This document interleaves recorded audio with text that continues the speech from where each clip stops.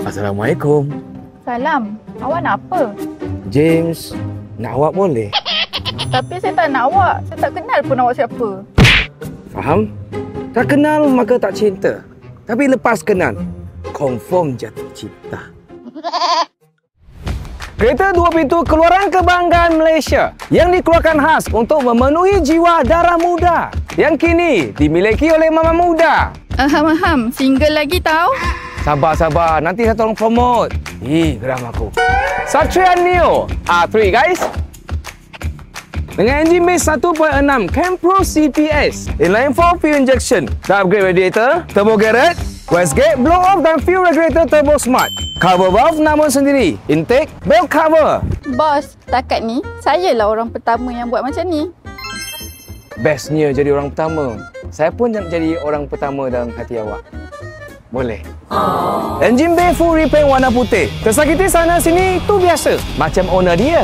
Oil catch tank, radiator spare tank, engine mounting, intercooler semua custom. Selepas upgrade rod, piston dan head, link monsoon management.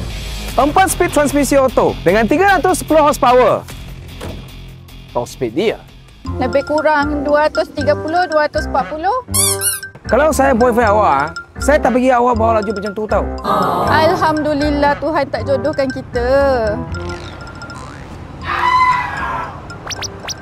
So guys, kereta yang menjadi idaman banyak anak muda selepas diberikan sentuhan semula.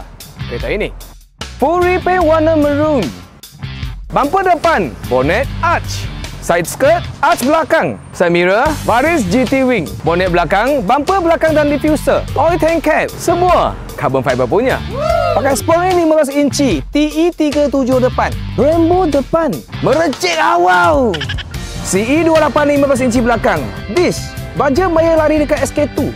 Apa pula habis kat skincare? Saya ni natural beauty tau. Cuba tengok dalam dulu. Recaro semi bucket seat. Door panel, dashboard, center console, semua carbon fiber tau. Worldtech limited steering, aim dash meter pun dah dekat 10,000. Itu semua tak penting. Yang saya paling suka, aquarium. Yelah, kereta ni halal, tak buat apa-apa yang haram. Exhaust 4 system custom, straight pipe 3 inci. Inilah bunyi dia.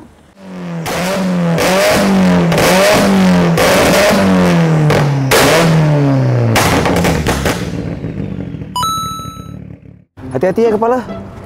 Wow, gentlemannya. So guys, like, follow, comment, share untuk review kereta seterusnya. Cik, betul ke saya tak ada peluang? Doa makan pandai tak? Sadaqallahul azim.